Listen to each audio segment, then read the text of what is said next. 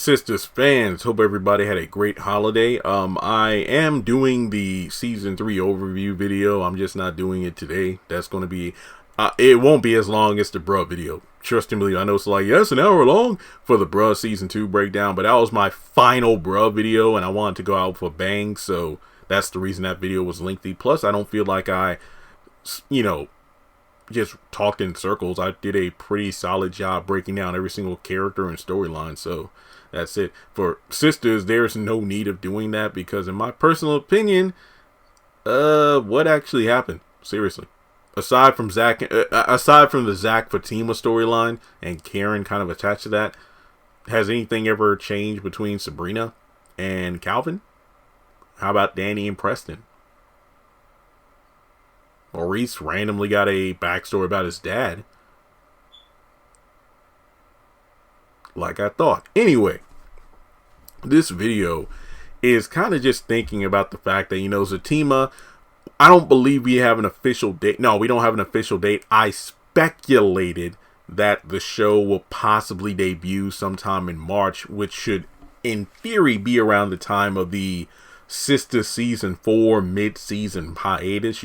I'm thinking that there might be like a backdoor pilot, or let's just put it this way, the episode Fatima decides to move in with Zach will possibly be around the mid-season of season 4. Not confirmed or just speculating here. And then that leads perfectly into the spinoff, which we know is 10 episodes, and that's not an uncommon practice for shows nowadays on streaming services, especially to have like a pilot season or even follow-up seasons that are no more than like 10 to 13 episodes, give or take.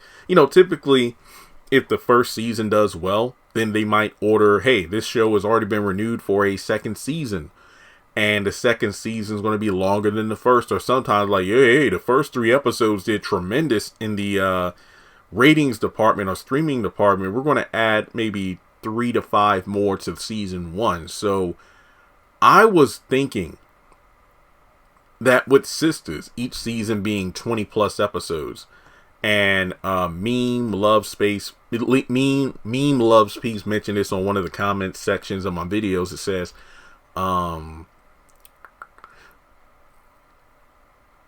of the issues that fans have with Tyler Perry is that Tyler is great at story arcs, but not so good with the in-depth and nuances of all the details.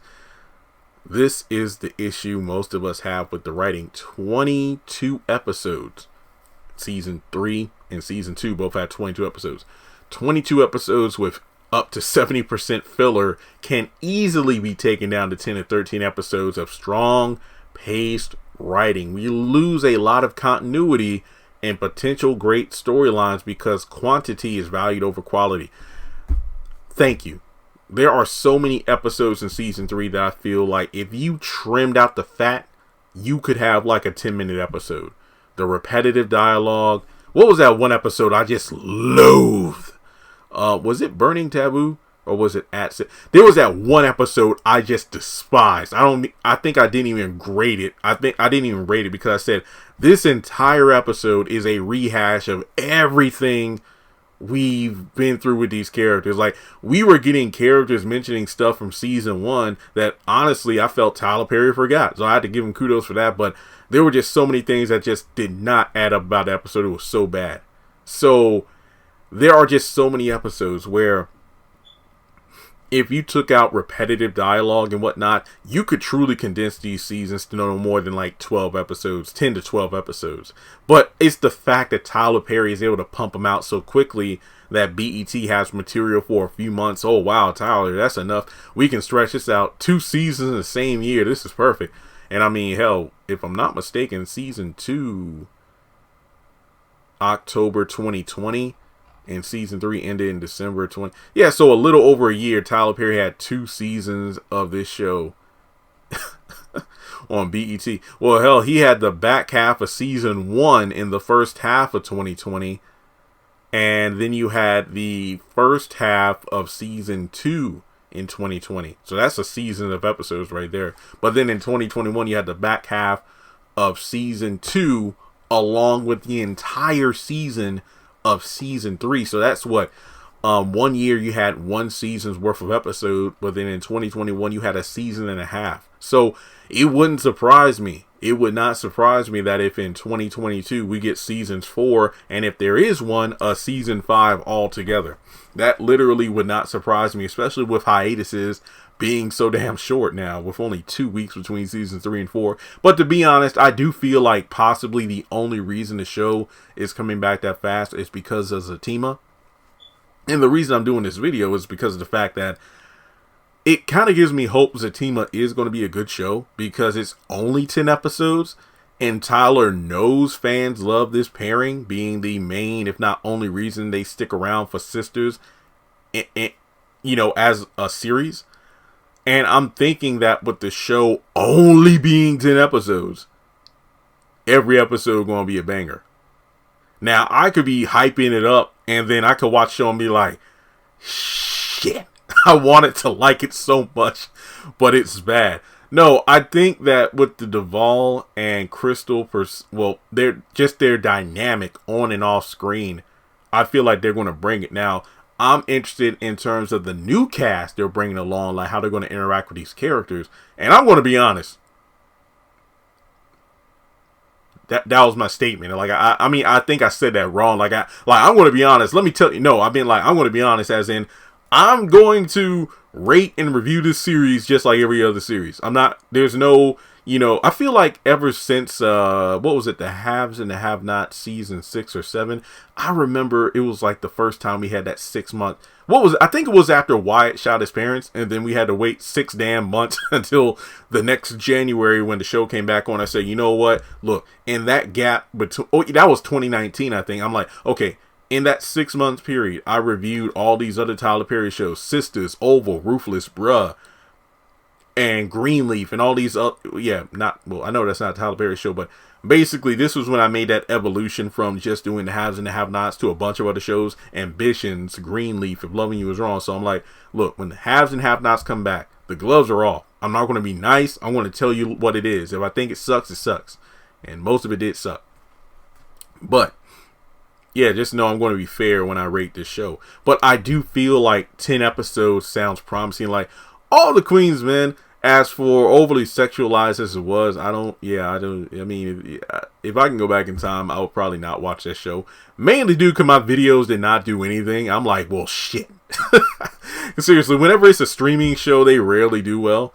Ruthless, well, I've been slacking on that. I hope Zatima changes it, because who knows, maybe by the success of Zatima leading more people to BET Plus, that might increase people's views of Ruthless and Bruh and All the Queen's Men, which will in turn bump up my videos, which is good. I don't know, could that be the saving grace? So I do feel like Zatima could set the trend, because I'm going to look at it from this perspective. Imagine Zatima season 1 blows up. There's a difference between a high number of viewers or streams versus a high number of people who praise a show. And I don't mean blind allegiance. I mean people who will watch this show and be like, Tyler Perry, this is what I'm talking about. If you gave the characters, the main sisters on Sistas, even half of the same quality and storytelling you gave Zach and Fatima and the characters on Zatima, Sistas would just hold that number 1 spot, even without Zach and Fatima there to help, carry the load. That's what I want. I mean, I want to be blown away if I'm like, well, damn, Tyler, it's like your 10 episode season, just it was a David and Goliath battle. There was no contest except, because David is shorter than Goliath and Zatima will be a shorter season than Sistas. You're telling me 10 episodes of great TVs on the streaming service, but then the 22 episodes of a number 1 show on cable is still drawn out and repetitive. So I hope that Zatima's success, assuming it's better quality than Sistas, will show Tyler, you know what? Let me go ahead and do this right. Let me clean up Sistas. Let me write better stories for these characters and put in a new cast. And when I say new cast, I mean like more men for them to date, not just the same ones. But that's really all I had to say.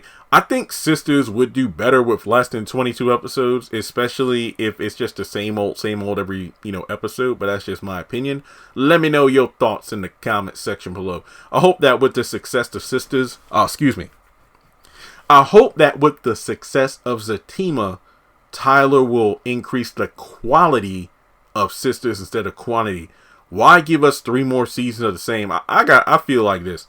I don't want to see Sistas go, mainly because it's the main draw to my channel. But I do feel like I'd much rather have 5-10 episode seasons of Zatima if it's written right, compared to like 10 seasons of Sistas if we're just getting more of the same.